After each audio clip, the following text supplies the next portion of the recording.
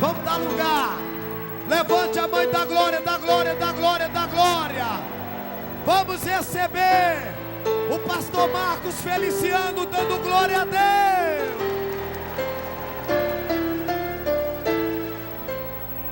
Glória a Deus.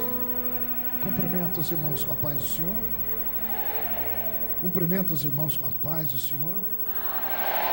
Quem está feliz com Jesus nesta manhã, encontre uma pessoa bonita do seu lado e dê um sorriso para ela. É uma alegria poder regressar a Duque de Caxias, principalmente aqui nesta igreja do meu amigo particular, esse homem que é um apóstolo, pastor Edinaldo. Muito obrigado pelo convite, pelo carinho, pela confiança, principalmente porque nesses dias há uma parceria desta igreja com o maior encontro missionário do mundo, que é os Gideões Missionários da Última Hora. Aqui nesta manhã, muito bem representado pelo pastor Melquisedeque. O meu sonho é ter um bigode igual ao seu ainda. É que tudo que eu faço vira polêmica, então só não deixei o bigode ainda por causa disso. Mas daqui uns dias eu vou criar coragem. Pegue na mão de quem está do seu lado. Aperte a mão da pessoa com carinho até ela falar aleluia. Pentecostal que não faz barulho está com defeito de fabricação, não é? Vamos orar? Pai, nós te exaltamos e te glorificamos. Daqui a alguns minutos os que entraram tristes neste lugar saltarão de alegria. Os que vieram se arrastando vão voltar para suas casas voando nas asas de um novo tempo. E antes que eu comece a ministrar a sua palavra, cerque esta igreja com a sua glória. E num raio de 5 quilômetros onde houver um demônio alojado, eu dou a estes demônios segundos para sumirem daqui. Porque se não sumirem, serão queimados pelo poder da sua glória que aqui será manifesta. Rasga os céus sobre este lugar nesta manhã, e envie do céu para a terra uma comitiva de anjos. Que estes anjos desçam trazendo brasas de fogo nas mãos, comecem a esparramar estas brasas entre nós, e onde houver um crente batizado com o Espírito Santo, pega ele nesta manhã, Jesus, e mostra o caminho da verdadeira adoração.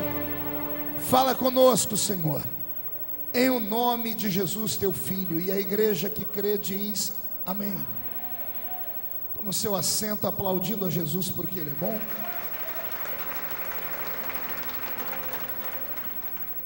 Livro do profeta Isaías, capítulo 6, versículo de número 8. Quem encontrou, diga amém.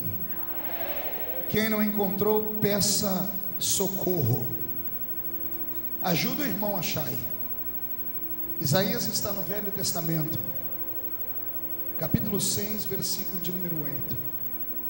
Está escrito assim: e depois disso ouvi a voz do Senhor que dizia: a quem enviarei? E quem há de ir por nós? E então disse eu: eis-me aqui, envia-me a mim. E a igreja diz amém? Amém. Eu vou ler de novo. Depois disso ouvi a voz do Senhor que dizia: a quem enviarei? E quem há de ir por nós? E então disse eu: eis-me aqui, envia-me a mim.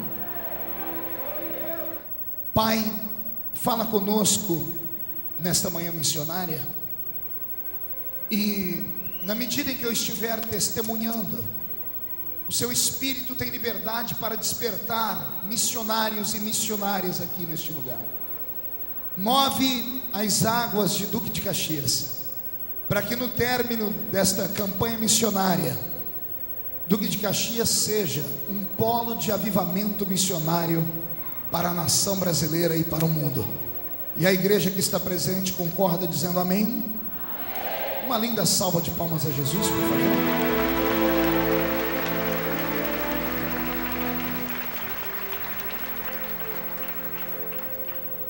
Quem não tem lenço, prepare a manga da camisa ou a ponta da gravata, que nós vamos receber um batismo de quebrantamento aqui nesta manhã.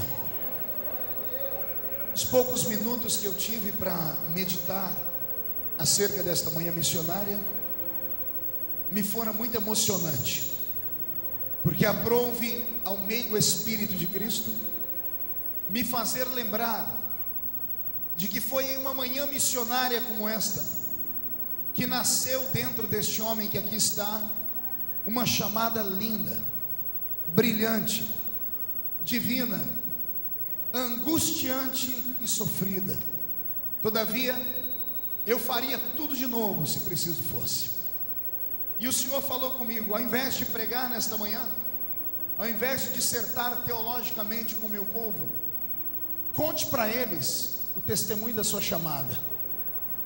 E depois deste testemunho, o Senhor me disse: vou eu levantar outros.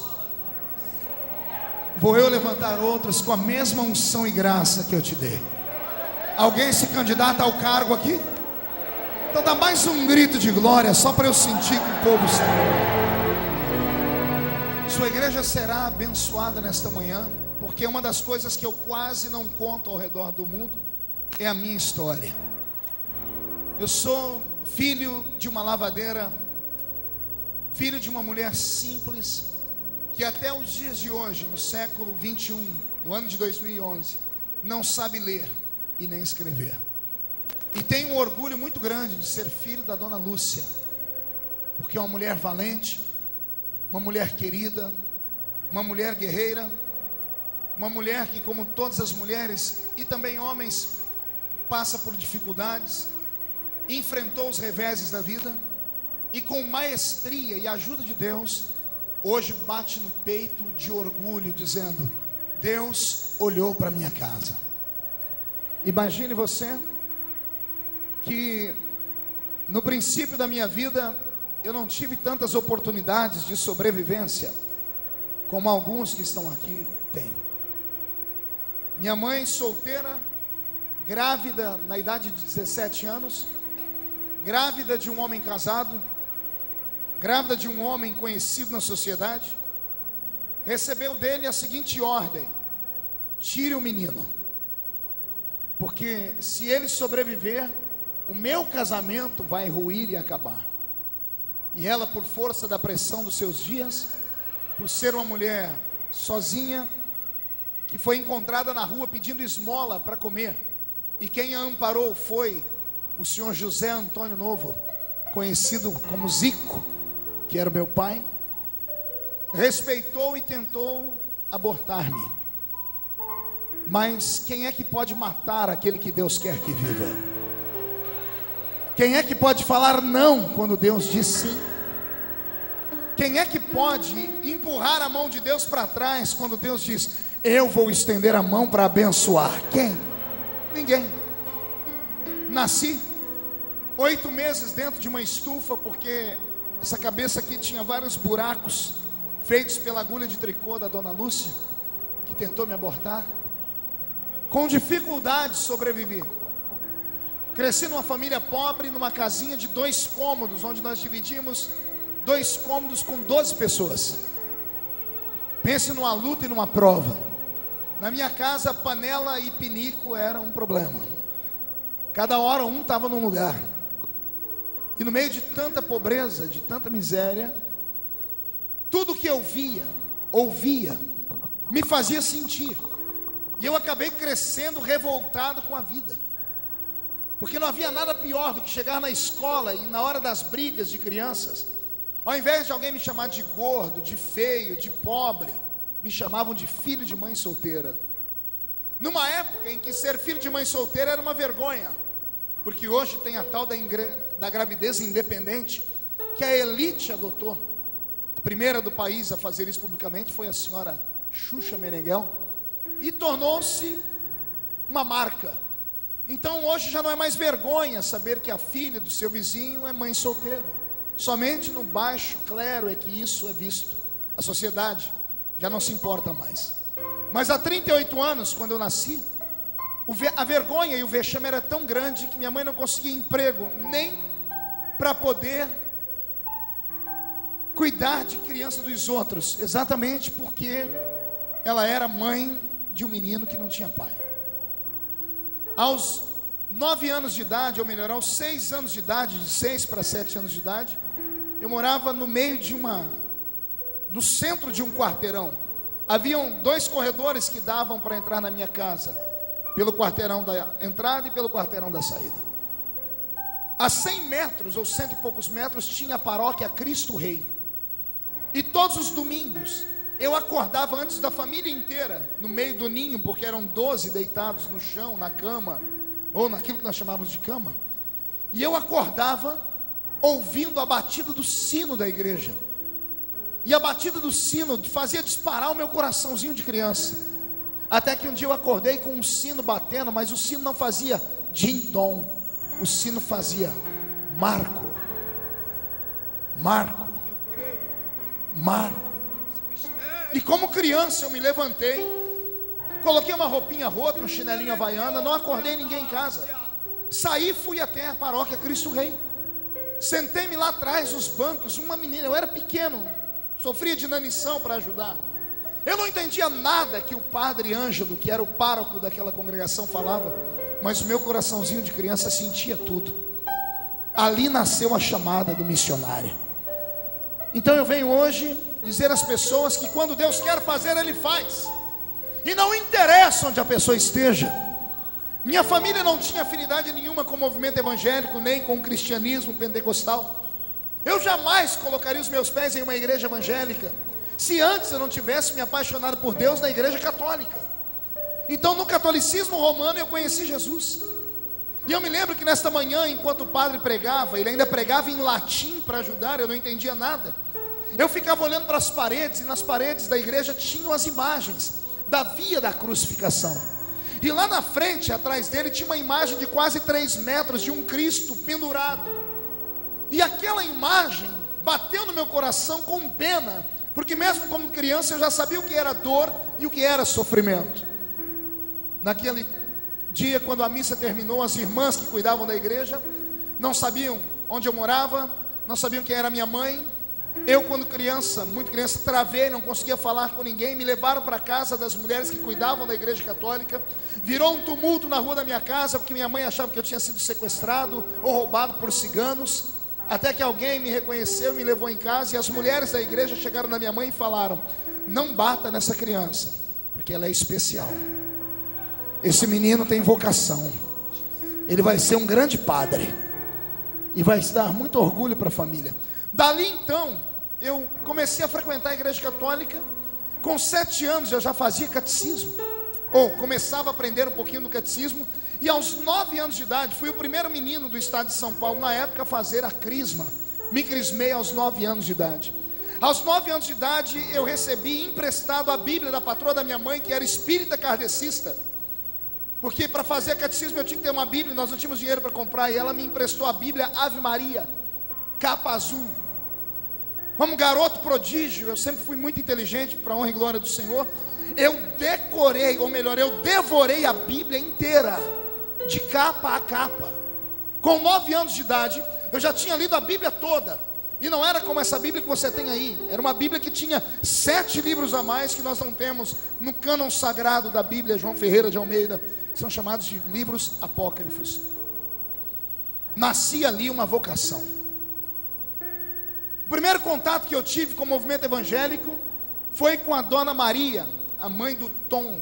Tom era um menino, meu vizinho, que chamava-se Everton, e a gente chamava ele de Tom. A irmã Maria era uma dessas crentes do cabelo comprido, cheio do Espírito Santo, assembleiana roxa, até o tutano dos ossos. Não sabia falar muito bem, mas pensa numa mulher que orava, pensa numa mulher que tinha autoridade sobre demônios.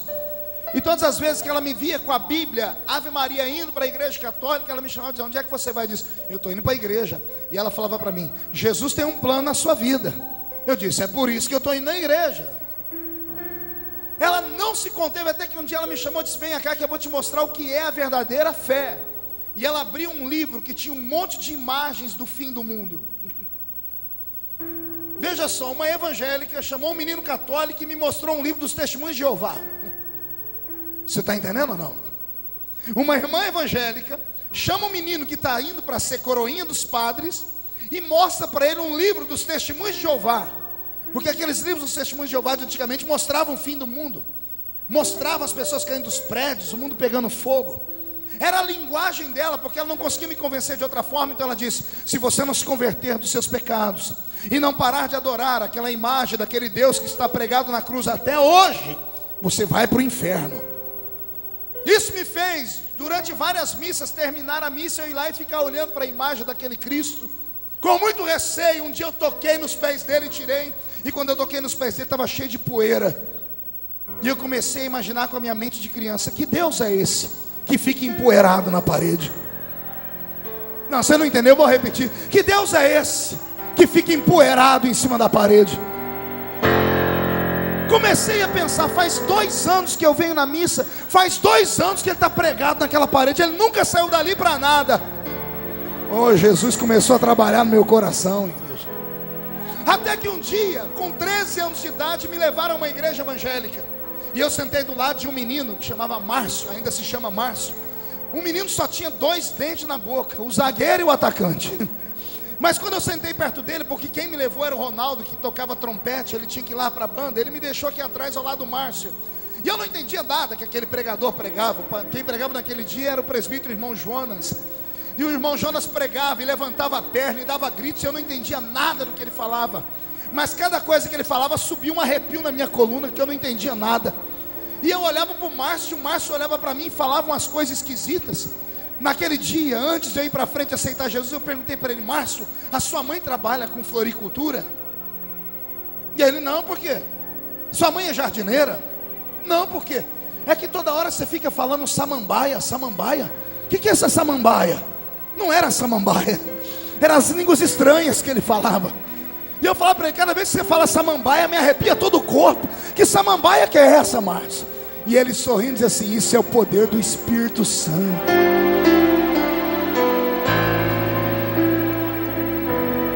Ah, que saudade, já estou ficando emocionado, coração bobo. Uma quinta-feira à tarde, meia dúzia de gente na igreja. Quando Jonas terminou de pregar e fez o apelo, eu nem sabia o que era apelo. Lá vem o Ronaldo, da frente da igreja, deixou o pistão e veio até onde eu estava. Um menininho desse tamanho. Ele disse: você quer aceitar Jesus como Salvador? Eu disse: o que eu tenho que fazer? É só ir lá na frente. Aí eu falei: mas minhas pernas não querem andar, está travado, eu estou tremendo. Ele disse: eu te ajudo. Quando eu comecei a caminhar pelo meio da igreja, meu coração foi abrindo. Eu dobrei o joelho chorando. Naquele dia eu recebi o batismo no Espírito Santo. Vou explicar. Eu não recebi o batismo com o Espírito Santo. Eu recebi o batismo no Espírito Santo. Como assim, pastor? Todos os crentes de todas as igrejas do mundo, quando se convertem de fato, são batizados no Espírito Santo. Lembra do batismo no Espírito? Quando Jesus olhou para aquela mulher do poço de Samaria e disse: se eu te der as minhas palavras e elas ficarem em você, vai nascer aqui dentro uma fonte de água viva, que vai jorrar para a eternidade. A fonte nasceu e começou a brotar pelos olhos, e aquelas lágrimas converteram o coração do menino. E ali eu me entreguei à fé evangélica.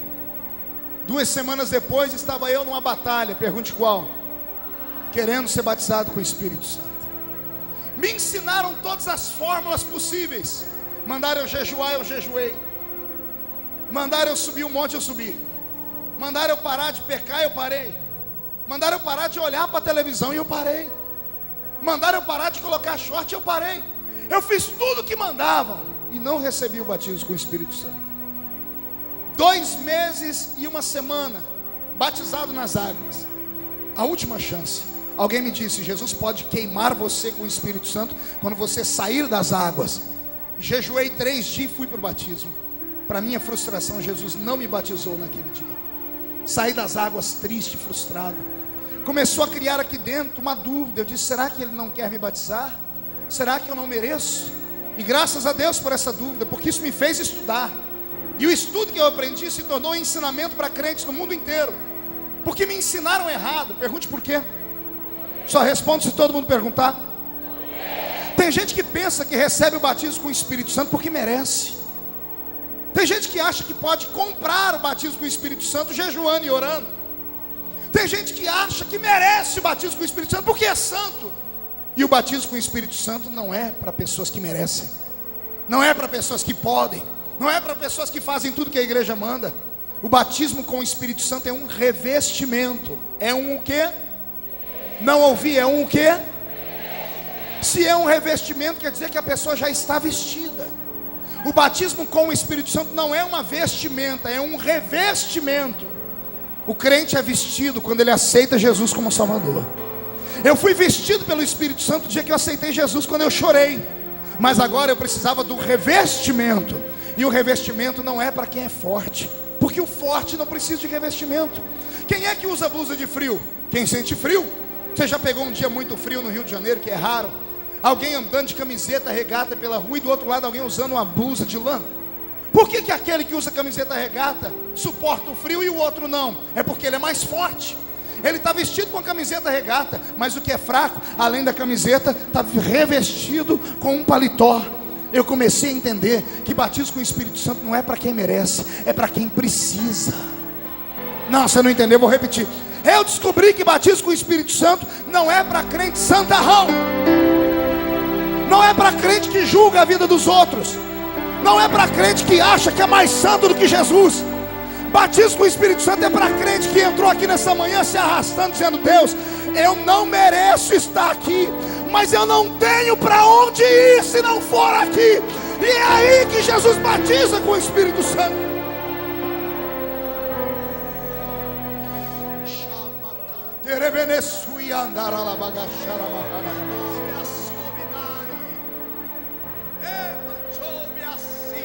Recebi o batismo com o Espírito Santo num dia que eu não esperava. O batismo de 3 meses seguinte. Estou eu na igreja, sentado na galeria, saudoso pastor Luiz pregando, de Capinópolis, Goiás. Ele pregou a mensagem toda muito linda, mas não mexeu aqui dentro. Aí ele começa a fazer o apelo, e as almas começam a ir para frente. E cada vez que uma alma aceitava Jesus como Salvador, meu coração sacudia. Comecei a tremer e a sentir uma coisa que eu nunca tinha sentido na vida: as almas aceitando Jesus, no apelo. Então eu toquei num amigo meu que estava do meu lado, chamava Betinho, ou Roberto, chamamos ele de Betinho. Disse: Betinho, vamos embora daqui. O Betinho me olhou com o olho arregalado e começou a gritar. Eu falei: o que foi? E ele começou a gritar e pular. Eu disse: o que está acontecendo? E ele começou: irmão, Jesus batizou ele com o Espírito Santo. Eu, na minha mente, estava falando em português, mas ele me ouvia falar em línguas estranhas. Eu fui batizado com o Espírito Santo de uma maneira inusitada. Eu nem sabia que estava falando em línguas. Naquele dia Jesus me queimou com o selo da chamada missionária. Ele me batizou com o Espírito Santo quando almas se entregavam para Jesus. Não foi no grito áspero do pregador, era Deus apontando como seria o ministério que Ele tinha para a minha vida. Comecei a pregar no meio da rua, e desde os 14 anos até os dias de hoje, aos 38, todas as memórias que eu tenho nesta cabeça estão alienadas a eu estar com um microfone como esse na mão, ou a um microfone ligado a uma caixinha de som. Às vezes o microfone ligado numa caixa de som, ligado numa bateria de carro, porque não tínhamos energia. Às vezes usando um megafone, que muitas das crianças nem sabem o que é isso. Colocamos na boca e pregamos. E às vezes eu pregava com o pulmão aberto no meio da rua. Por isso, mesmo sendo pequeno, a minha voz virou uma voz de trovão. E ainda dá para deixá-la mais grossa ainda. Foi por isso, de tanto pregar, meu pulmão se expandiu. Aprendi a pregar no meio da rua. E agora vem a parte mais linda, pergunte qual. Descobri um texto na Bíblia que moveu a minha alma. Marcos 16 e 15. Ide por todo o mundo e pregai o evangelho a toda criatura. Quando esse texto entrou na minha alma, eu falei: Deus, eu quero ir para o mundo inteiro. Só que eu nem sabia que o mundo era tão grande. Criado numa vila chamada Vila Tatu, com 16 anos de idade, Roberto, eu nunca tinha saído de Orlândia, onde você conhece. Aos 16 anos de idade e meio, eu fui a Sales Oliveira, que é uma cidade de 5 quilômetros do nosso lado, e eu achei que era a maior viagem da minha vida. Mas desde então eu comecei a orar e dizer: Senhor, eu quero pregar no mundo inteiro. Quero pregar no mundo inteiro. Vale aqui um conselho àqueles que sonham em ser pregadores. Talvez tenha sido por isso que Deus cumpriu o meu pedido. porque o meu pedido era um pedido de criança, era um pedido desprovido de malícia. Eu não estava pedindo para ser um pregador de renome nos Gideões, eu não estava pedindo para dormir nos grandes hotéis, eu não estava pedindo para andar de avião, nem para ganhar ofertas, nem para ter meu nome na mídia. Eu estava dizendo com o coração aberto: Papai do céu, me usa como pregador, eu quero ser um pregador. E a chamada foi crescendo dentro do meu peito. Um dia, como ninguém me dava oportunidade para pregar na minha igreja, porque eu passava vergonha. Imagine você que a primeira vez que eu subi num púlpito para pregar, o pastor me avisou um dia antes, eu não dormia a noite inteira procurando um texto. Subi no púlpito com o dedo no meio da Bíblia, num domingo de manhã como este aqui. Foi a primeira vez que eu subi num púlpito. Pastor José do Amparo, na cidade de Morro Agudo. Só que quando eu cheguei no púlpito, eu senti uma glória tão grande, um temor, que a minha mão tremia. Quando eu coloquei a Bíblia, escapou o dedo. Foi: Jesus, agora eu estou frito. Não tinha índice, eu não tinha colocado papel. Falei: Senhor, para não passar mais vergonha, seja o que o Senhor quiser. E abri a Bíblia. Caiu nas bem-aventuranças. E quando eu li: bem-aventurados pobres de espírito, porque eles verão a Deus. Quando eu comecei a ver aquilo, eu disse: Deus, eu me apaixono pelo Senhor. Desci do púlpito humilhado naquele dia. Eu botei no meu coração: nunca mais prego, porque eu passei vergonha. Eu vi meus amigos rirem num canto, mas conforme eu ia descendo, o pastor José do Amparo, na época eu pensei que ele falava só para não me deixar triste, mas ele falou pelo Espírito. Eu desci a escadaria do púlpito, ele disse: Deus vai usar esse menino um dia, porque ele tem chamada para ser um pregador da palavra. Tornei-me um menino diferente. Não aceitava piadas, não aceitava ir para a sorveteria bater papo. Não me lembro de ir a um shopping, não me lembro de ir a um cinema, não me lembro de ir a um campo de jogar bola, não me lembro de sair com os meus amigos para passear e para azarar uma menina ou flertar com uma garota. Todas as memórias que eu tenho da minha infância estão alienadas, eu pregando a palavra, ou eu de joelhos orando, ou eu buscando a presença de Deus. Meu apelido então tornou-se fanático, santarrão. Me tornei o famoso espalha-rodinhas. O que é um espalha-rodinhas?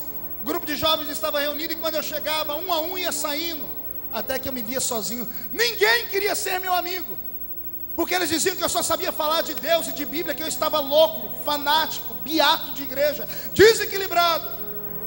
Como eu não tinha amigos, eu comecei a ir para as madrugadas buscar a Deus na igreja. Fiz amizade com um irmão que era diácono na época, hoje é o vice-presidente da igreja que eu presido, pastor Valdeci Otávio. E disse: Senhor, me empresta a chave para eu orar na igreja de sábado para domingo, porque eu não tenho amigos. Uma vez, orando e chorando muito, eu dobrei o meu joelho no púlpito e disse: Deus, por que eu não posso ser um homem comum? Por que eu não posso ter a alegria que os meus amigos têm de passear? Por que eu não sinto prazer em tomar sorvete, em ir para um shopping, em jogar bola? Por que eu não posso ser como eles? E chorava. E o Senhor naquela madrugada falou comigo: você não pode ser como eles hoje, porque eles nunca vão poder ser como você amanhã. Não, você não entendeu, vou repetir. O Senhor disse: assim como hoje você não pode ser como eles, amanhã eles não poderão ser como você. E eu falei: Senhor, por quê? Qual o motivo? E o Senhor me disse: porque eu te separei no ventre da sua mãe. A obra que eu vou fazer através da sua vida vai marcar um tempo, uma geração inteira. Onde você não for, a sua história irá. E um tempo de milagres chegou sobre a minha vida. Quem acredita que Deus pode repetir essa história nesta noite? Então vai aqui alguns conselhos para aqueles que vieram esta manhã missionária. Busque primeiro o reino de Deus. Vou repetir: busque primeiro o reino de Deus, com toda a sua justiça, porque as demais coisas serão acrescentadas.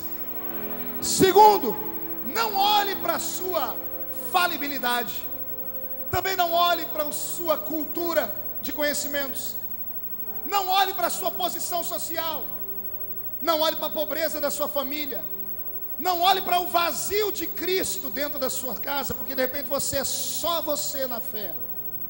Se você tem uma chamada, se você tem um desejo, sonhe com Ele. Lute por ele, deseje ele. Não olhe as circunstâncias, não olhe A, não olhe B. Não olhe esses coveiros de igreja que depois de 30, 40 anos na fé não alcançaram os sonhos deles e não querem que você alcance o seu.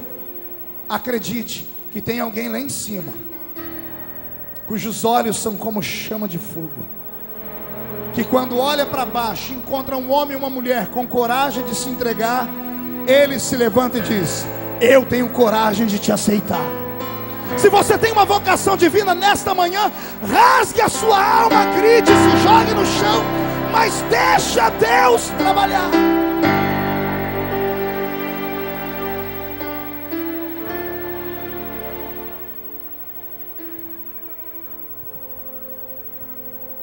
(16 anos de idade)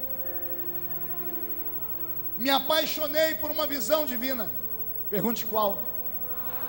Sonhei com um país chamado Romênia, que fica no noroeste da Europa. Meu coração quase saltou pela boca quando Deus me revelou esse país. Trabalhava com o Telex na época. Telex é o tataravô da internet. Descobri os locais onde a Romênia tinha escritório no Brasil, as embaixadas, e mandei para eles e-mails dizendo que eu queria conhecer, e-mails não, Telex, perguntando a eles como conhecer mais sobre o país, sobre a língua, e recebi livros dos consulados. Recebi uma fita, decorei uma frase que mal sei o que significa, em noroeste da România. Estava lá na fita, só para eu pegar o sotaque. Peguei o livro e comecei a comer o livro, e li sobre Bucareste, a capital. Dias depois chega na minha mão um LP, um compacto. O nome era Torturado por Amor a Cristo. Reverendo Richard Wurmbrand, um homem que veio ao Brasil anos depois dar testemunho da sua pregação. Eu não pude ir vê-lo em São Paulo, mas os amigos que foram vê-lo disseram que ele não pregou com a boca. Ele tirou a camisa no púlpito e diante de 40 mil pessoas mostrou as cicatrizes que ele recebeu do regime comunista da Romênia, por ser um pastor dentro daquele país. 14 anos presos, longe da esposa. Assistiu à morte do filho dele em loco. Como eles não conseguiam matá-lo, arrancaram as unhas da mão e dos pés dele por várias vezes. Puxaram a língua dele, deixaram a língua dele esticada por mais de meia hora, com um prego furado em uma madeira. Queimavam ele. Nas noites frias da Rússia, tiravam ele de uma água quente e colocavam ele no gelo. Antes dele entrar num estado de hipotermia, ele voltava para o calor. A prova máxima foi quando trouxeram o filho dele, e um soldado romeno disse: vão matar o seu filho. E quando ele estava a ponto de negar Jesus e caiu de joelhos, o filho dele se solta do soldado, corre e diz assim: papai, não negue Jesus. Se me matarem, já já a gente se encontra lá no céu. Aquilo testificou da minha chamada. Eu disse: é para esse lugar que eu quero ir, Jesus. E um dia peguei um imbornal. Quem conhece imbornal aqui? Imbornal é uma sacola feita de pano que a gente colocava marmita para ir para a roça, porque eu apanhava laranja, algodão e café, e trabalhei no corte de cana. Coloquei dentro daquele imbornal uma Bíblia rota e velha, vesti meu chinelinho havaiana e bati na porta da casa do pastor José Bispo dos Santos, que já dorme no Senhor. Um baiano arretado, bravo que só. E ele disse: o que tu quer aqui, menino? Eu disse: eu vim falar para o senhor da minha chamada, porque o senhor é o meu pastor. Ele sentou no sofá e disse: me fale da sua chamada. E desde criança eu sempre fui muito expansivo, Melquisedeque. Sempre falei com paixão, como se estivesse atuando em um teatro. E fui falando. Quando eu me vi, eu estava em pé na sala dele pregando, dizendo: vou falar para os romenos que Jesus ama eles, pastor. Quando eu disse isso e terminei, ele se levantou e disse: acabou? Eu disse: sim, senhor. Eu disse: sente aí, porque agora você vai ouvir um par de verdade. Ele olhou para mim e disse: onde você mora? Eu disse: na Avenida D, número 516, na Vila Tatu. Ele disse: quem é seu pai? Eu disse: eu sou Zico. Ele mora com você? Eu disse: não. Você tem como provar que ele é seu pai? Eu disse: não, porque no meu RG não tem o nome do meu pai. Hoje eu não apresento mais meu RG, apresento a minha carteira de deputado federal. E os amigos podem ler aqui na minha filiação. Qual o nome que está escrito aqui, companheiro, na filiação? Lúcia Maria Feliciano. Qual o nome do pai? Não tem. Só tem o nome da minha mãe. Pode filmar aqui. Não tem o nome de pai, sou o famoso filho bastardo. E o pastor sabia disso. Quando eu disse para ele que eu não tinha o nome do meu pai, ele disse: você congrega onde? Eu disse: eu congrego na Vila Tatu, no salãozinho de 3 por 4 metros. Os membros do salãozinho são ricos. Eu disse: todo mundo corta cana. E o pastor disse: então esquece obra missionária na Europa. Obra missionária só para filhos de pastor rico, de igreja gigante, de capitais. Obra missionária só para filhos dos americanos dos olhos azuis que tem dólar. Você nasceu no meio do mato, congrega numa igreja pequena, numa cidade sem expressão. Você mora em Orlândia, acorda para a vida. E eu comecei a soluçar e chorar. Ele me abraçou e disse: é melhor eu ver você chorar agora do que chorar amanhã frustrado. Eu me levantei para ir embora. Ele me fez um pedido: não conta para ninguém, porque senão você vai fazer com que os outros moços e moças sonhem com a obra missionária também. Você é muito eloquente, Marco. Eu não prometi, por isso que eu estou contando aqui. Naquele dia eu cheguei na minha casa de 2 cômodos. O nosso quarto, o que nós chamávamos de quarto, dava para o meio de um pasto. A janela de madeira pesada, fechada com a tramela. Quem conhece tramela aqui? Tem gente com um pezinho na roça também.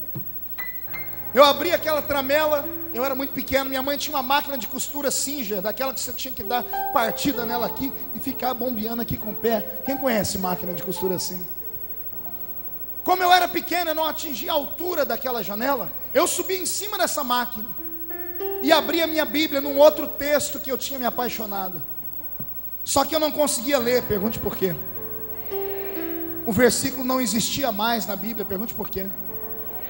Porque todas as noites, depois que Jesus me falou da Romênia, eu chorava em cima dele. Eu pegava minhas lágrimas, não tinha marca-texto, e eu marcava o versículo até que rasgou a Bíblia. Eu abri a Bíblia e mostrei para o céu. E falei: aqui está escrito: a quem enviarei? Quem há de ir por nós? E eu disse: eis-me aqui, Senhor, envia-me a mim.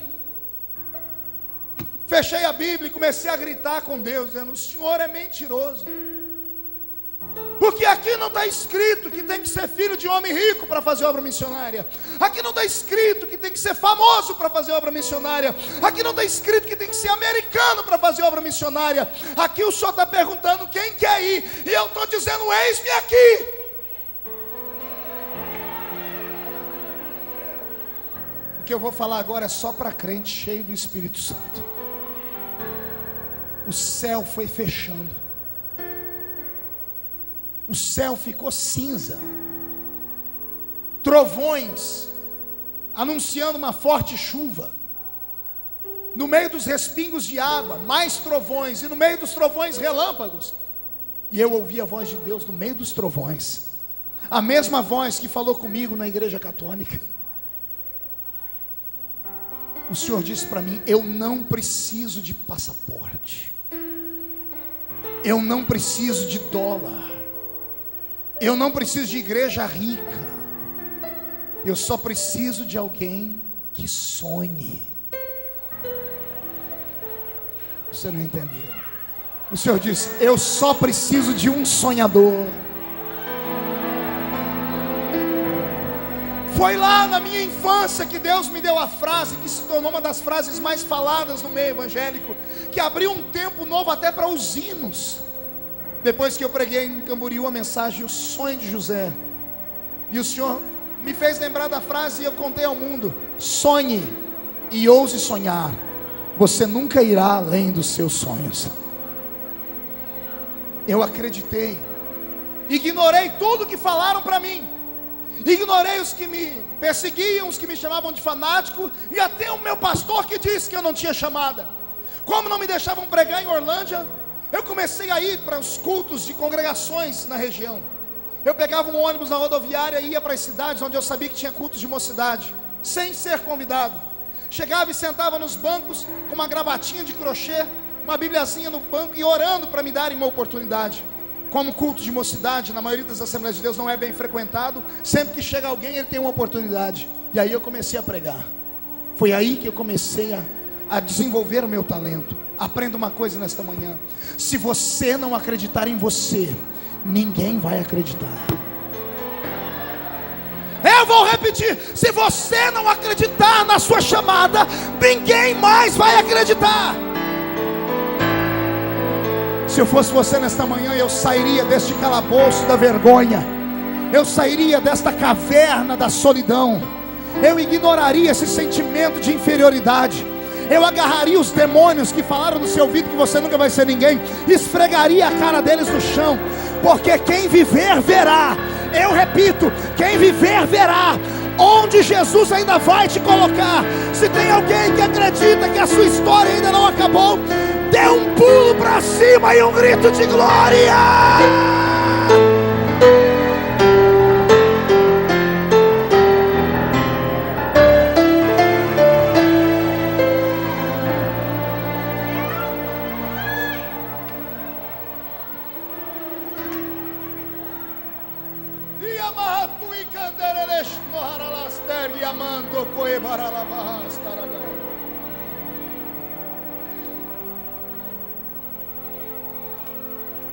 Fui consagrado ao diaconato logo após o casamento.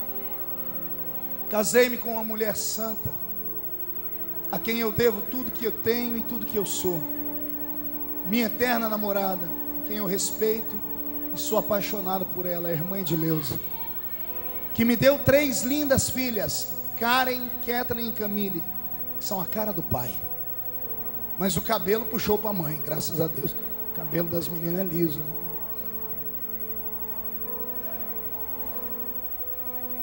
Eu tô falando devagarinho porque eu tô contendo as lágrimas. É muito lindo lembrar tudo que Deus fez. É muito lindo. Logo que fui consagrado ao diaconato da igreja, a nossa igreja passou por um tumulto, um escândalo. O escândalo foi violento demais. De 400 membros, ficamos com 10 crentes. Escândalos sexuais, morais, de ordem financeira. Em 3 meses, a nossa igreja passou por pelo menos 10 escândalos consecutivos. Do tipo, o tocador da igreja, um menino que cuidava da banda de música, foi preso porque tinha um tarado, um psicopata na cidade, que se exibia nu para as mulheres. A polícia fez um cerco e prendeu. Era o moço da igreja. O pai da única menina que tocava teclado na igreja, uma menininha que com 10 anos de idade tocava o teclado na igreja, foi denunciado pela filha. E a mãe foi à delegacia. Dos 8 aos 10 anos de idade, o pai violentava a própria menina. E era o homem mais santo que tinha na igreja. 2 presbíteros desceram do púlpito por causa de mulheres. Um menino da igreja foi pego na rua mantendo relações com um cachorro. Um espírito maligno desceu sobre a igreja, sobre a cidade. Hoje eu entendo que era o diabo tentando destruir a semente de uma chamada. O diabo não sabe do futuro, mas ele percebe o futuro. É um psicólogo.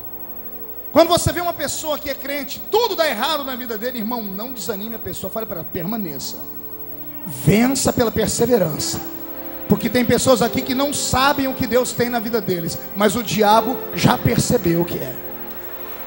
Você não entendeu? Eu vou repetir. Tem gente aqui que não sabe porque sofre tanto, mas o diabo, porque conhece o homem desde que o primeiro homem esteve no mundo, sabe que toda pessoa que sofre demais é porque Deus quer dar a ele aquilo que não deu a ninguém. É por isso que Satanás faz de tudo para acabar com a sua família. É porque a sua chamada é grande. Eu repito, é grande. Eu repito, é grande. É grande, é grande. Pega essa palavra, é grande.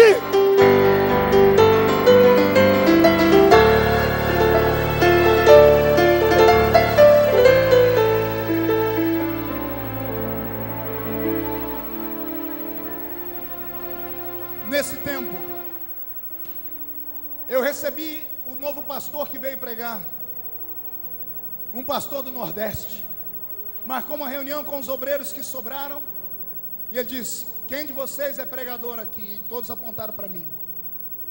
E ele disse: você vai pregar hoje, é o primeiro culto que eu estou aqui, era um domingo. Eu disse: vou não. Eu disse: vai sim. Eu disse: não vou.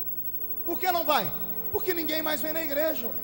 A igreja está triste, está dando vergonha de falar que a gente é dessa igreja, só escândalo. Ele olhou para mim com autoridade, mas usou um linguajar do Nordeste que tu entende. Ele apontou o dedo no meu nariz e disse: você é um homem ou você é um saquinho de pipoca? Eu falei: que coisa é essa? Eu sou homem. Ele disse: então prove, vem pregar hoje à noite. Eu disse: pois eu vou pregar hoje à noite. Mas eu saí da igreja, irmão, cuspindo fogo. Eu entrei na minha casa, olhei para minha esposa, a gente morava numa casinha de 3 cômodos nessa época. Eu disse: você se esconde naquele quarto e só sai quando eu mandar, porque eu vou brigar com Deus aqui nessa tarde. Eu coloquei um toca-fita cassetes, coloquei uma música do cantor Vitorino Silva, que é aqui carioca. Enquanto o pastor Vitorino cantava, eu dobrei meu joelho e disse: Deus, eu nunca fui sozinho para o púlpito, mas hoje eu preciso de um sinal. A minha oração não durou 5 minutos. Do encosto do sofá onde eu estava com a testa, veio um vento quente e forte, que bateu na minha testa e me jogou para trás. Eu caí no centro da pequena sala, debaixo da mesinha que tinha. Eu tentava abrir o olho, mas era como se uma lâmpada tivesse explodido nos meus olhos. Eu não conseguia abrir o olho de tanta claridade. Eu comecei a tremer, eu senti temor. Eu disse: Deus, não me mata. A voz do Senhor, que já havia falado comigo outras vezes dentro daquela sala, disse: não é morte, hoje eu te dou um ministério de fogo para as nações. Eu não fui ungido por homens. Talvez seja esta a diferença entre eu e outros grandes obreiros do país. Talvez seja por isso que eu sou chamado de rebelde, porque eu não obedeço ninguém, porque eu não obedeço nada de igreja, porque eu coloco uma pulseira, porque eu estico meu cabelo. Eu devo satisfação àquele que me ungiu. E aquele que me ungiu não estava na horizontal, estava na vertical. Foi ele que me ungiu.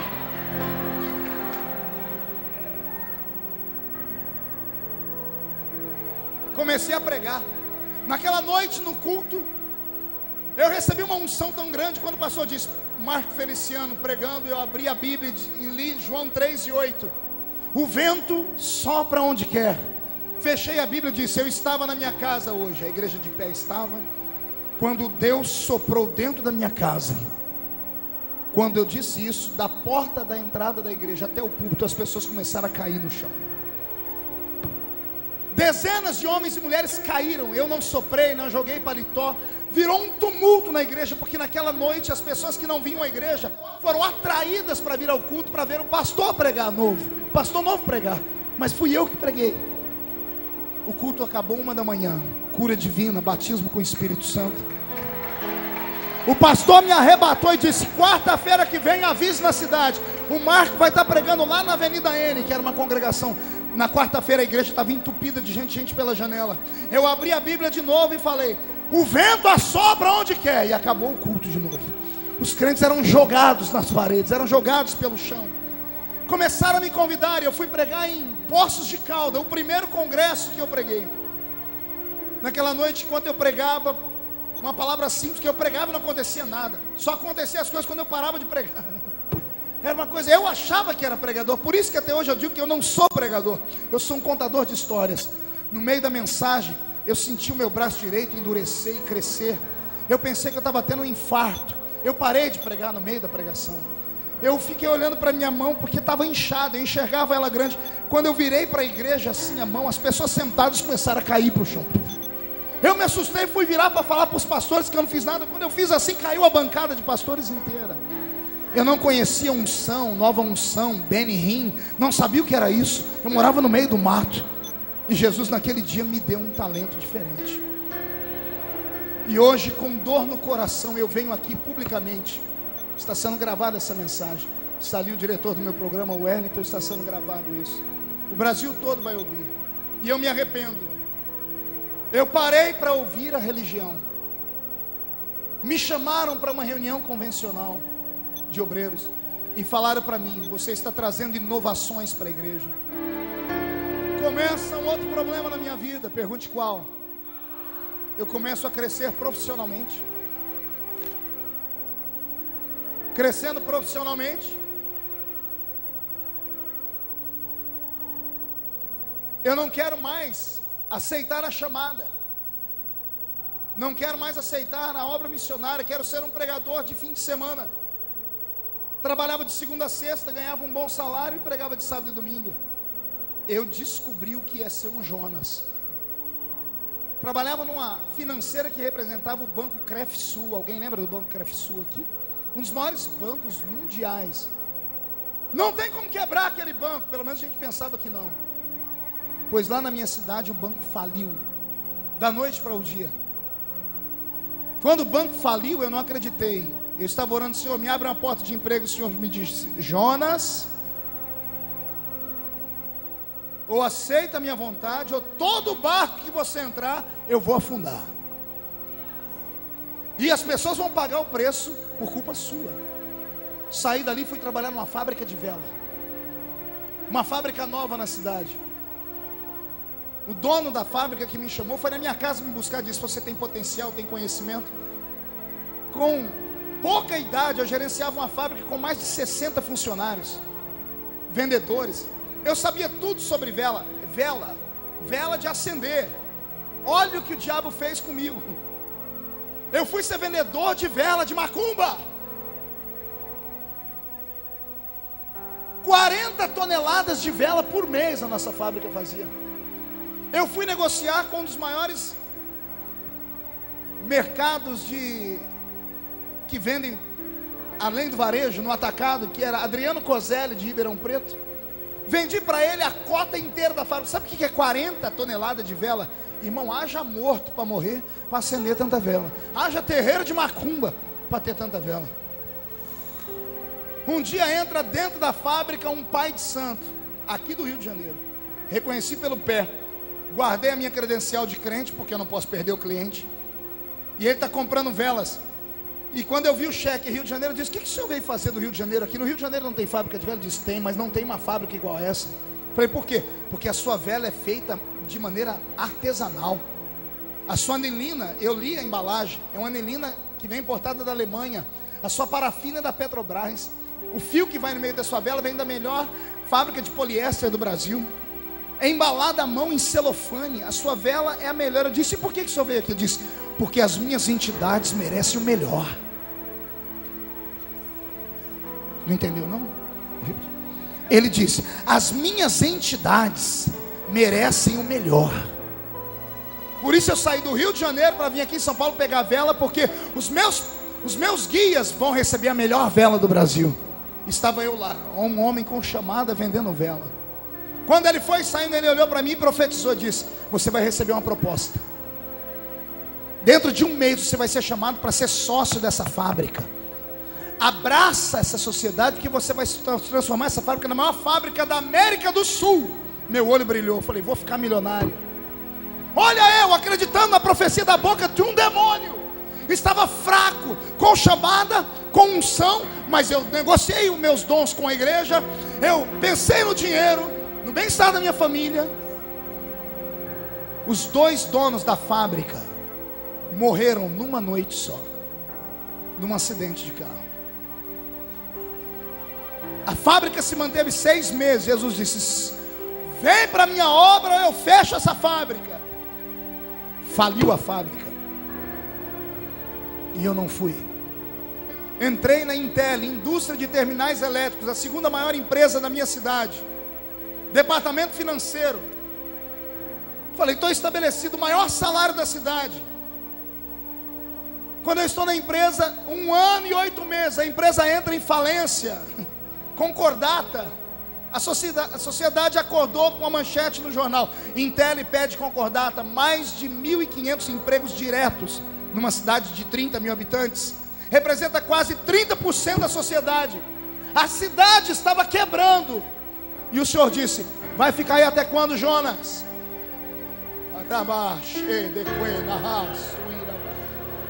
Falei com a minha esposa e ela disse: vai, pede as contas. Ela sabia que eu não tinha coragem. Ensaiei 2 meses. Eu dizia para ela todo dia no almoço: eu vou pedir as contas. Ela disse: pode ir que eu estou com você. Um dia eu, na minha mesa, comecei a sentir nojo do trabalho. Ai, me subiu um arrepio agora. Não foi isso que você veio perguntando a Deus? Por que você sente nojo do seu trabalho?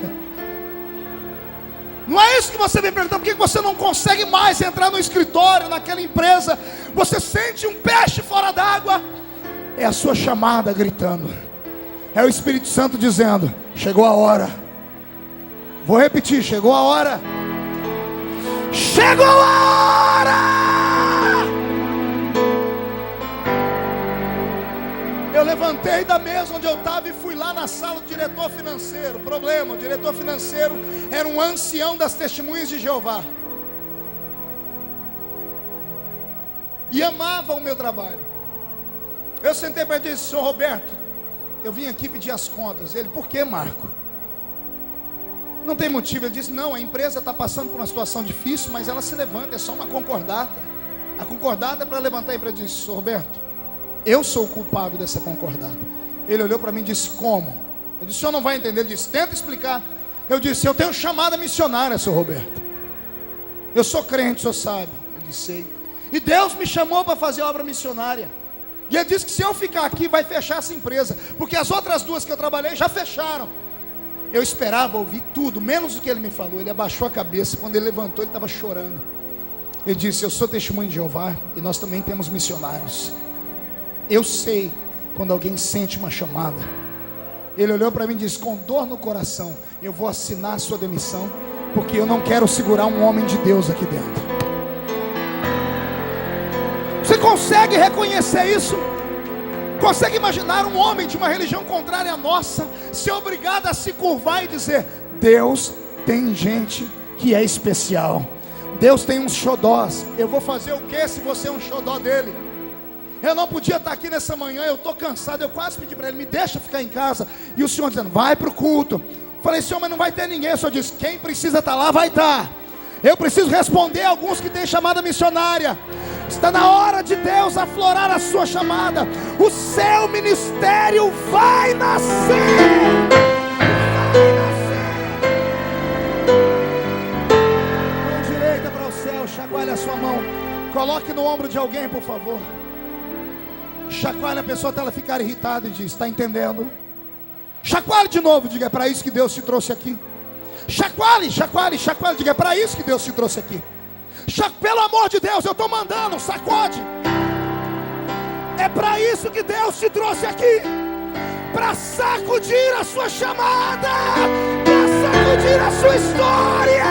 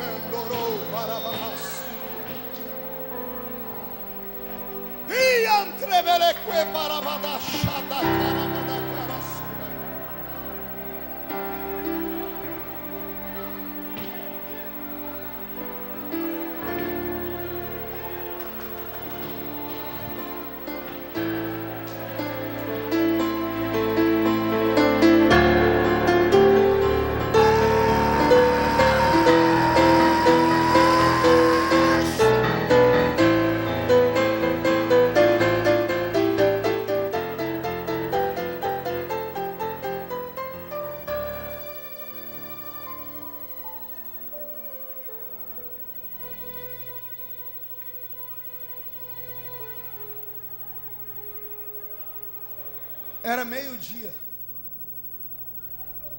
quando eu passei pela guarita e piquei o meu cartão pela última vez. Eu estava empolgado até o momento em que eu piquei o cartão. Quando eu me despedi do guarda da guarita, coloquei os pés fora da fábrica, um medo, Edinaldo, entrou aqui. Eu sentei no banco da minha brasilinha velha, fiquei desnorteado, fiquei com medo de ir para casa e contar para minha esposa o que eu tinha feito. Ao invés de virar para a esquerda, porque eu morava num bairro chamado Gruta, eu virei para a direita e fui para o centro da cidade. Descendo uma avenida chamada Avenida 9, devagarinho, com a Brasilinha. Veio um moço de bicicleta e parou do meu lado, eu andando tão devagar. Ele olhou para mim e disse: Feliciano, o que você está fazendo aqui? Ele me viu aflito, eu disse: eu fiz uma loucura hoje. Ele disse: o quê? Eu pedi as contas da Intel. Ele falou: para quê? Por causa da minha chamada. Lembro como se fosse hoje. A imagem dele está nos meus olhos aqui. Ele em cima de uma bicicleta, ele abaixou a cabeça e começou a chorar. Ele olhou para mim e disse: eu queria ter a tua coragem, porque está escrito que quem deixa tudo por amor a Ele, nessa vida, recebe 100 vezes tanto, e na outra ainda recebe a vida eterna. Deus vai cuidar de você.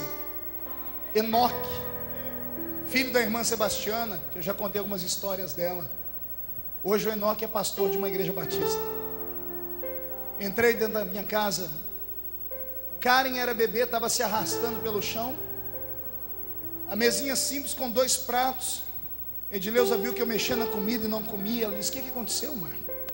E eu não sabia como começar.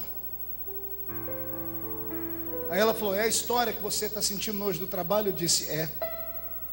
Ela disse: pede as contas. Aí eu disse: eu pedi. Ela: então pede as contas. Eu disse: você não ouviu? Eu disse: eu pedi. Ela parou de comer e disse: você fez o quê? Eu pedi. Ela: você está brincando? Eu disse: estou falando sério. Ela parou de comer, foi no chão e pegou a Karen e envolveu a Karen nos braços. E ela disse: e agora? Eu disse: agora Deus proverá. Deus proverá. 4 meses de angústia. Pergunte por quê.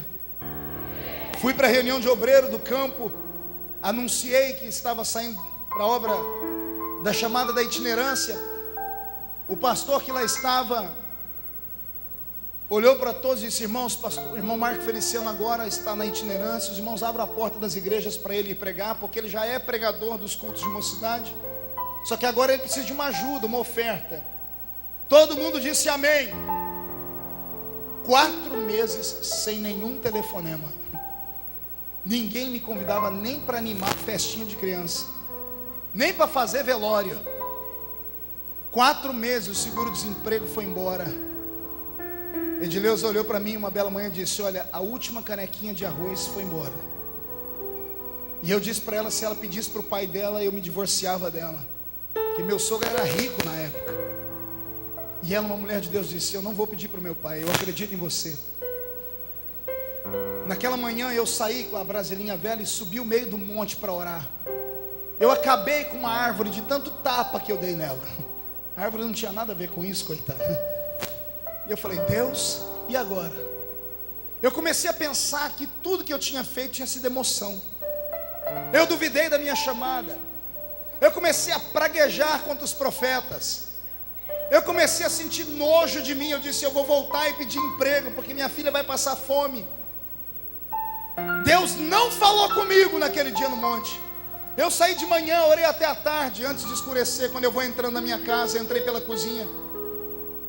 A mesa da cozinha estava cheia de sacolas de supermercado.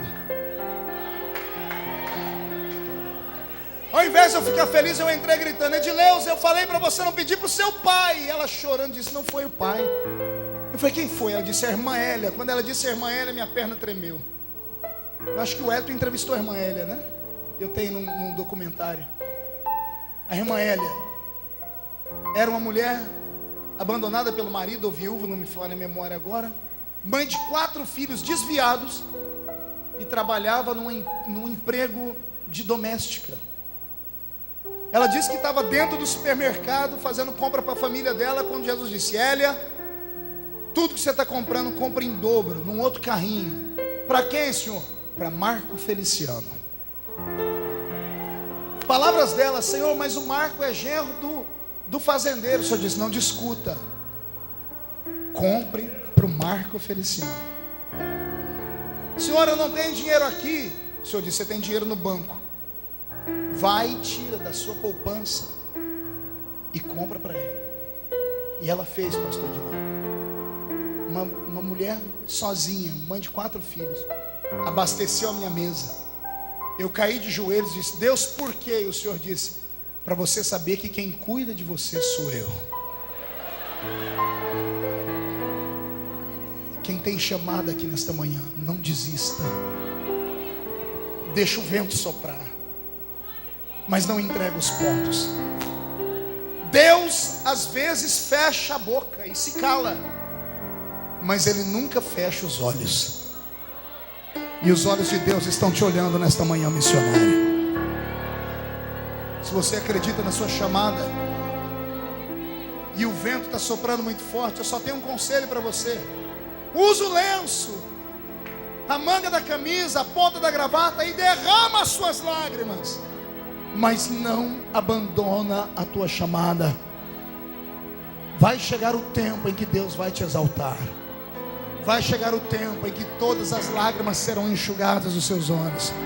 Vai chegar o tempo em que todo desprezo será aplaudido pelo tempo da exaltação. Eu não estou falando do que eu ouvi, eu estou falando do que eu vivi. Existe um Deus no céu que cuida daqueles que Ele chama.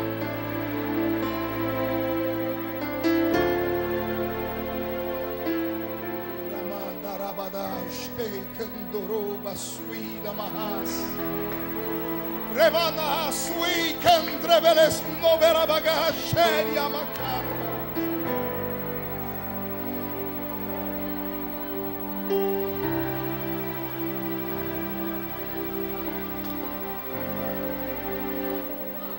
Nevenes tuia trevas nagarahai.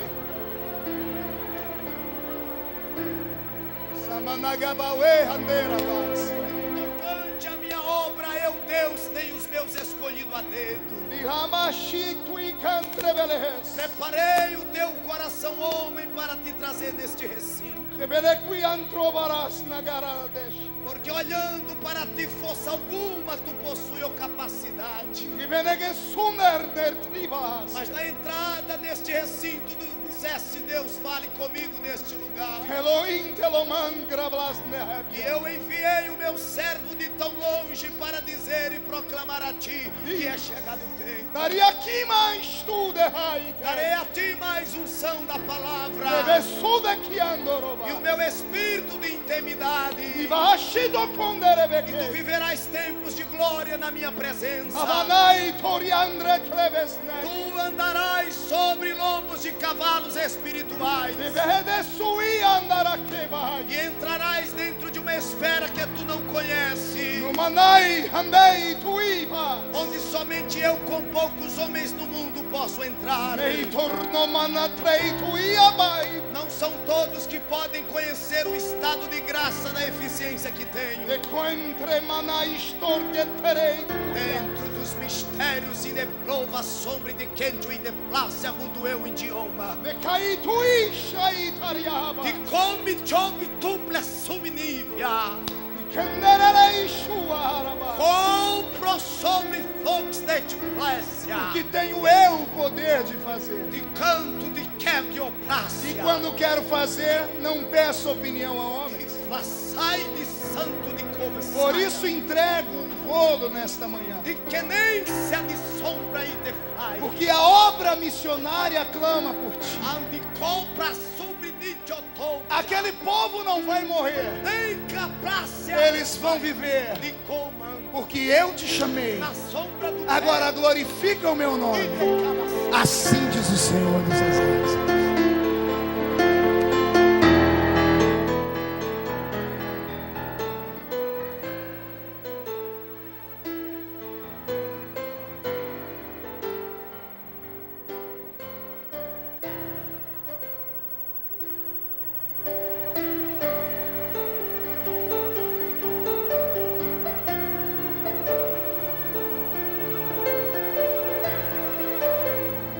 Quem está sentindo Jesus aqui? Deus abriu uma porta em Campinas, depois desses 4 meses de luta. Num culto, estou pregando, vejo entrar pela porta da igreja um moço amparado por duas pessoas arrastando os pés. No fim da mensagem, de surpresa, alguém sobe ao púlpito marchando e toma o microfone da minha mão. E eu me assustei, mas senti temor. A igreja entrou num desespero de glória, se é que você entende essa linguagem. Ele pediu silêncio e disse: os irmãos me conhecem. Eu estava no hospital hoje para morrer. Meningite aguda. Meus nervos não respondiam mais e minha língua não funcionava.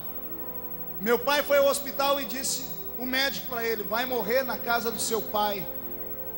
E meu pai disse: ele vai sim, mas não é nessa casa desse pai. Eu vou levar meu filho na igreja hoje, na casa do Pai do céu, e Deus vai responder. Ele disse: enquanto o pastor pregava aqui, eu estava lá no banco, babando e com os meus nervos travados, quando eu olhei do meu lado e vi um homem de fogo. E o homem fez assim para mim, colocou a mão na minha cabeça, disse o moço. E o fogo que saiu da mão dele desceu pela cabeça, foi aos pés e voltou. Quando voltou, veio estalando os meus nervos. Eu dei um salto e estou aqui de pé, curado, disse o moço. Me tornei o pregador da região de Campinas por 1 ano a fio. Pregava toda semana em Campinas, Hortolândia, Sumaré. Campinas, Hortolândia, Sumaré, porque tinha muitas congregações. Eu era o pregador do milagre do fogo. Jesus foi abrindo as portas. Recebi um convite de um homem que eu conheci em um dos cultos para ir a Uberlândia, Minas Gerais, ouvi-lo pregar. O mesmo pastor que profetizou para mim no congresso dos Gideões Missionários da Última Hora, Gregório Chartsuki, um gaúcho. Contei a minha história, ele disse: eu vou pregar em Uberlândia, quero você lá comigo. E eu fui com ele, e ele abriu uma oportunidade no culto para eu pregar no lugar dele. Quando eu terminei de pregar, veio uma irmã do círculo de oração de Uberlândia, colocou a mão na minha cabeça e disse: assim falo contigo, filho, dentro de um tempo, e metade de um tempo, vou abrir uma porta para ti. Entra por ela, e eu vou cumprir o que eu te prometi. Não sabia interpretar, procurei o pastor novo que estava na minha igreja, disse: o que é um tempo à luz da Bíblia? Disse: 1 ano. E meio tempo? Meio ano. Ele disse: conte 1 ano e meio. Foi no carnaval de 1 ano isso. Carnaval do ano seguinte, 1 tempo. 6 meses depois, mês de agosto. Só que no carnaval do ano seguinte, eu estava pregando em Curitiba, ou numa cidadezinha próxima a Curitiba, e entra pela porta da igreja um grupo da antiga rádio Marumbi, que não pertencia aos Gideões ainda por completo. Entra Matheus Jensen, uma das maiores vozes musicais do Brasil. Matheus Jensen transmite o culto ao vivo para as cidades vizinhas. A cidade que eu estava pregando era uma cidade do interior do Paraná, Mauá da Serra. Na época tinha 3.000 habitantes a cidade. Quando eu cheguei naquela cidade, eu disse: Deus, eu nunca vou ser pregador de grandes congressos. Estava numa cidade de 3.000 habitantes. Só que quando eu pregava, eles transmitiam pela Rádio Marumbi. Os telefones da Rádio Marumbi começaram a truncar. As pessoas começaram a ligar. Quando o culto terminou, Matheus Jensen, com o celular na mão, me chamou e disse: a sua pregação foi transmitida ao vivo. E o Paraná inteiro perguntou onde é que eu tinha conseguido a pregação do pastor Mauro Ferreira. Qual o nome? Tem alguém aqui da velha guarda assembleiana? Mauro Ferreira era contemporâneo do pastor Idecaso Takayama, um dos maiores pregadores do Brasil. Morreu novo num acidente de carro. Eu tenho um disco dele pregando e me arrepia quando eu ponho um disco. É a minha voz, o mesmo jeito de pregar. A unção que estava sobre ele caiu sobre mim. Você crê em transferência de unção? Eu vou pedir para Deus te dar do que Ele me deu hoje, mas eu não vou morrer para isso. Deus vai te dar. Quem crê? Quem crê pega. Então pega. Dá um grito maior do que esse. Aí o Matheus Jensen disse assim: meus filhos vão entrar para a política, e eu preciso de você para me ajudar a fazer a campanha deles no estado do Paraná no mês de agosto. Quando falou política, me arrepiou todo, porque eu era fanático e achava que política era coisa do diabo. Eu disse para ele: ó, eu não vou falar nem que sim nem que não, eu vou orar. Eu entrei em oração com a minha esposa e ela falou assim: calma aí, e aquela profecia? Eu falei: qual? Lá de Uberlândia. Falei, é mesmo, um tempo, metade de um tempo. Fui pegar a data, deu certinho no mês de agosto. Fazia um ano que eu havia recebido a profecia quando eu vi o Mateus me chamar. E ele me queria para o mês de agosto, 6 meses da frente. Abracei a campanha política. E ele me fez uma promessa: se os meus filhos ganharem, eu sou amigo do pastor Cisino e vou indicar você para pregar nos Gideões. Eu não acreditei. Para mim era promessa de político. Pior, os filhos dele não ganharam para política.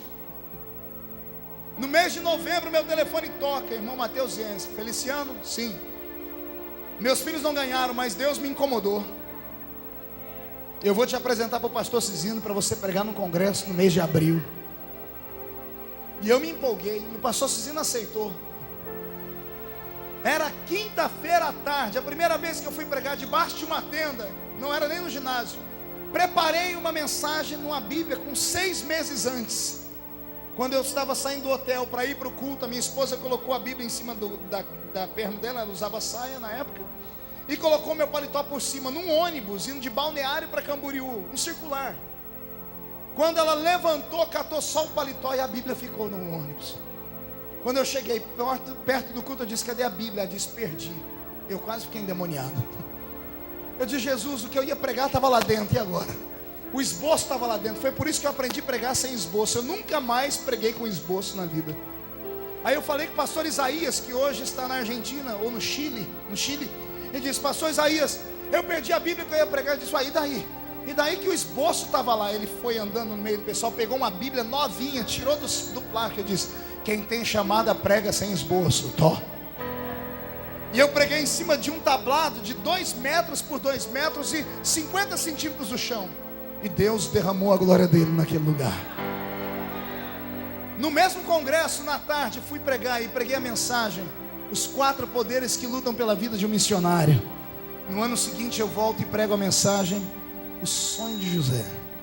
E do sonho de José para cá, são 67 países do mundo, mais de 1.600 cidades do Brasil.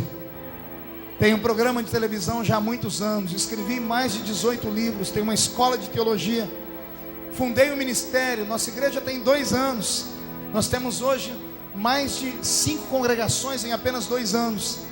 Fui eleito deputado federal mais votado entre os evangélicos do país inteiro, com exceção de Antony Garotinho, que também já foi candidato a presidente da República.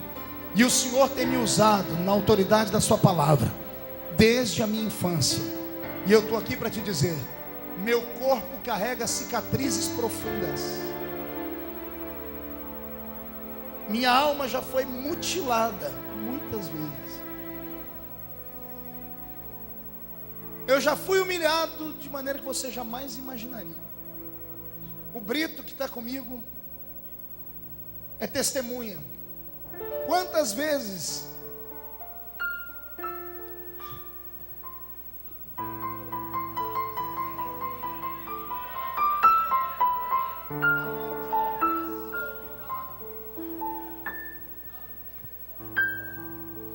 a gente não tinha dinheiro para colocar gasolina no carro. A gente abastecia o carro com cheque para 40 dias. E a gente saía sem rumo. E eu parava nas cidades, encontrava uma Assembleia de Deus e ficava na porta esperando o culto começar. Lembra, Brito? Pegava a fitinha, tinha uma fitinha cassete branca e preta, e mandava para o púlpito. Quantas vezes pastores pegaram a fita e passavam um por um dos presbíteros e eles começavam a rir. O pastor levantava, vinha no pé do púlpito um lixo, ele abria o lixo e soltava a fita lá dentro. Ia por microfone e dizia: irmãos, temos uns vagabundos aí, gente que não quer trabalhar e quer viver de vender a mensagem. E ele dizia, e a Bíblia diz: de graça recebei, de graça dai. Dormimos na beira da pista, debaixo de árvores. Quantas vezes teve dia que eu falei: desisto. O peso da família viver solitária, o peso da família ter que muitas vezes não ter o suficiente para viver, mesmo sendo um grande pregador ou conhecido pelo menos. Me lembro uma vez indo para o Paraná, convidei minha esposa para ir. E ela disse: Marco, eu nunca te pedi nada nesses anos de casamento, mas eu não tenho lingerie. Eu fiquei com uma vergonha. Só quem é casado sabe a dor da sua esposa de falar: eu preciso de uma lingerie, você não tem dinheiro para comprar. É vergonhoso. E eu falei para ela: depois dessa viagem eu vou comprar. Fomos para Maringá, fiz um grande amigo lá, Dr. Almeri. O Dr. Almeri, na época vereador, me levou para a casa dele, me apresentou alguns empresários, abriu algumas igrejas para que eu pregasse. Quando terminamos, na hora de voltar para casa, no ônibus, ele do lado de fora pegou uma bala e falou: pastor, essa bala é para tua mulher, viu? Não é para o senhor não. E eu até brinquei com ele, falei: que ousadia é essa, rapaz? Eu disse: é para tua mulher. Ela pegou a bala, no meio do caminho, atravessando o estado do Paraná, ela lembrou da bala. Quando ela desembrulhou a bala, dentro tinha uma nota de R$50, amarradinha. Ela olhou para mim e disse: o que é isso? Eu falei: deve ser o dinheiro da lingerie.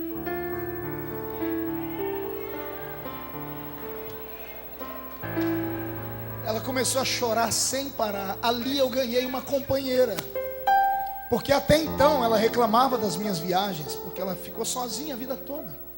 Desse dia em diante ela nunca mais me oprimiu.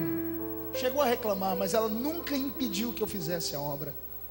Mas a surpresa maior estava por vir. Quando chegamos em casa, abrimos as malas, tinha um saquinho preto desses de lixo dentro da bolsa dela. Quando ela abriu, tinha um bilhete: irmã Edileuza, é vergonhoso uma mulher presentear outra mulher com isso, mas eu estava andando quando a senhora estava hospedada na minha casa e Deus falou comigo: compre 5 jogos de lingerie para minha filha.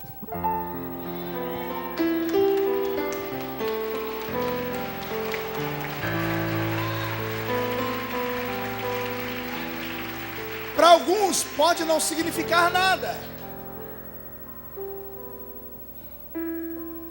mas só Deus sabe o que aquilo significou para mim naquele dia, para minha família.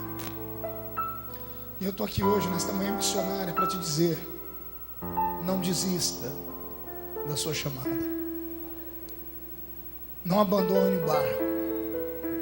Não entregue os pontos. Vai chegar o dia de Deus te exaltar. Incline a cabeça, porque eu vou profetizar. Vou profetizar com um poema. Assim diz o Senhor: quem te viu passar na prova e não te ajudou, quando ver você na bênção, vão se arrepender. Vão estar entre a plateia e você no palco. Vão olhar e ver Jesus brilhando em você. Quem sabe no seu pensamento você vai dizer: meu Deus, como vale a pena a gente ser fiel. Na verdade, a minha prova tinha um gosto amargo, mas a minha vitória hoje, ela tem sabor de mel.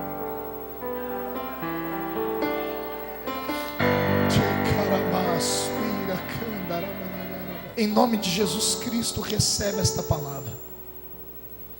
De olhos fechados, eu vou fazer um convite nesta manhã. Não é um convite para pessoas comuns. É só para quem, ao me ouvir hoje testemunhar da minha chamada,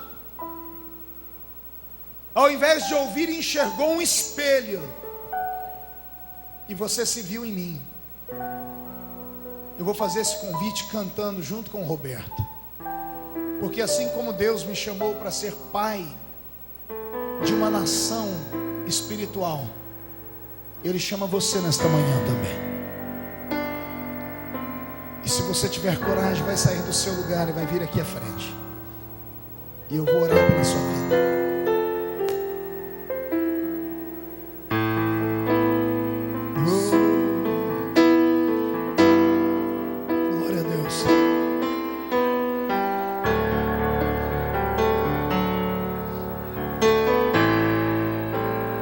Sai de tua tenda, oh filho meu,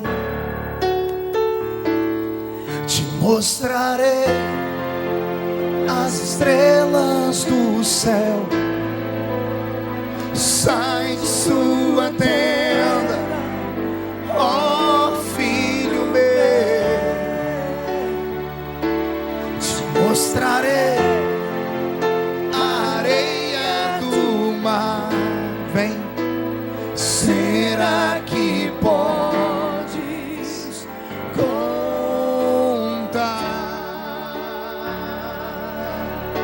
Cadê você, missionário? Será que podes imaginar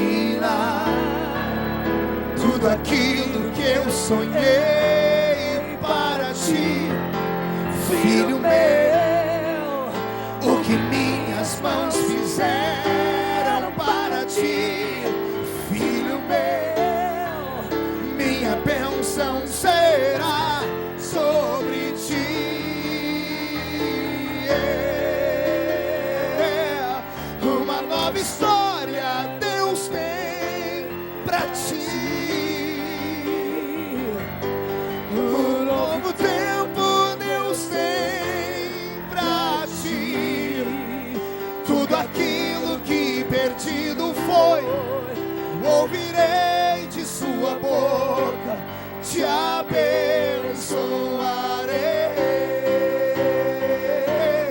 Uma nova história Deus tem pra ti. Um novo tempo Deus tem pra ti. Tudo aquilo que perdido foi, ouvirei de sua boca, te abençoarei.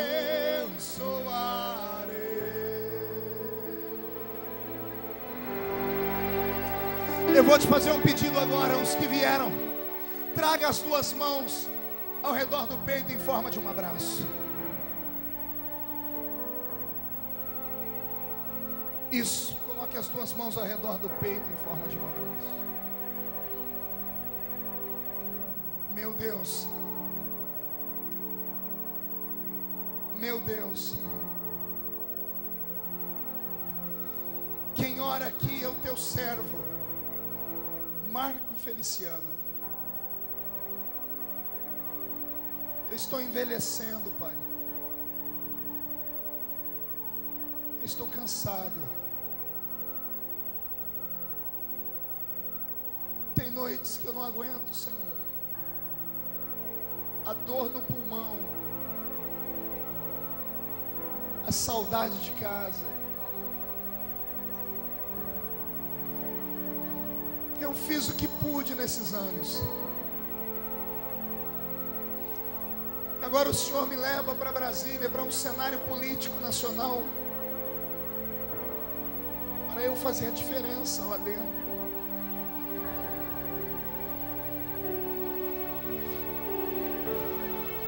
Doze dias por mês, Pai, eu vou estar ali trabalhando em função dessa igreja e pregando lá dentro. Mas durante 12 dias, Senhor, as agendas que eu atendia vão ficar vazias. Levanta o teu filho, levanta a tua filha, abre a agenda deles, destaca o nome deles, libera sobre eles nesta manhã, início desta tarde, uma unção de fogo, de glória. Marca a vida deles com um tempo de milagres. Fortalece eles para não desanimarem. Os que já estão nessa tribuna, que estão passando pelo que eu passei, por calúnias, estão passando por perseguições, fortalece os meus companheiros, Pai. Os que estão assistindo este programa de TV agora, os que estão assistindo esta pregação gravada em vídeo, arranca eles da caverna da depressão espiritual, Pai. Eles vão se levantar, vão comer da comida que o anjo vai servir a eles, e vão caminhar mais 40 dias e mais 40 noites na força desta palavra. Eu profetizo que o Senhor está levantando aqui uma geração de fogo. Recebe, recebe, recebe, recebe, recebe mais.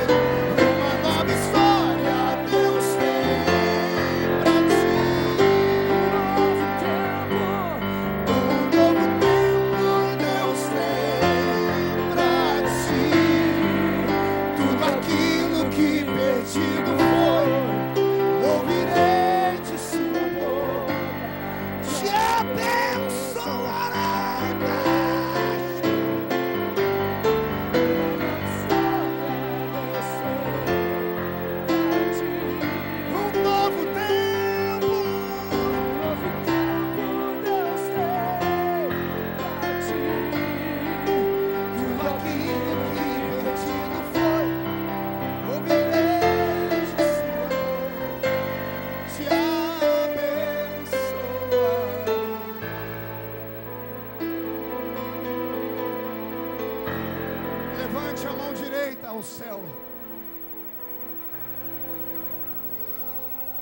Feche os olhos e diga comigo, em nome de Jesus: eu não vou parar, eu não vou desistir, eu vou chegar lá. Queira o diabo ou não, queira os homens ou não, queira a religião ou não, queira a minha família ou não, eu vou chegar lá. Eu ordeno todos os demônios que bloqueiam chamada, venham para a palma da minha mão agora. Feche a sua mão. Eu conto até 3, você joga no chão e pisa em cima.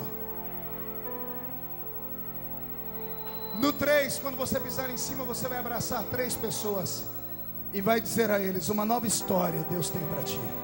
1, você nunca mais será o mesmo. 1,5, sua família ainda vai sentir orgulho de você.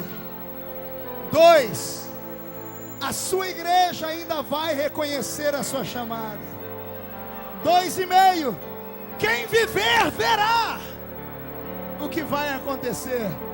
3, joga no chão, pisa em cima. Uma história Deus tem pra mim. Abrace 3 pessoas. Um novo tempo Deus tem pra mim.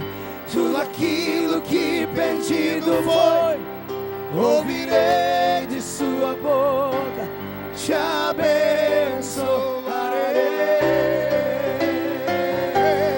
Uma nova história Deus tem pra mim.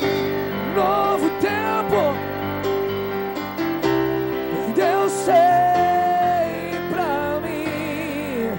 Tudo aquilo que perdido foi, ouvirei de sua boca, te abençoarei.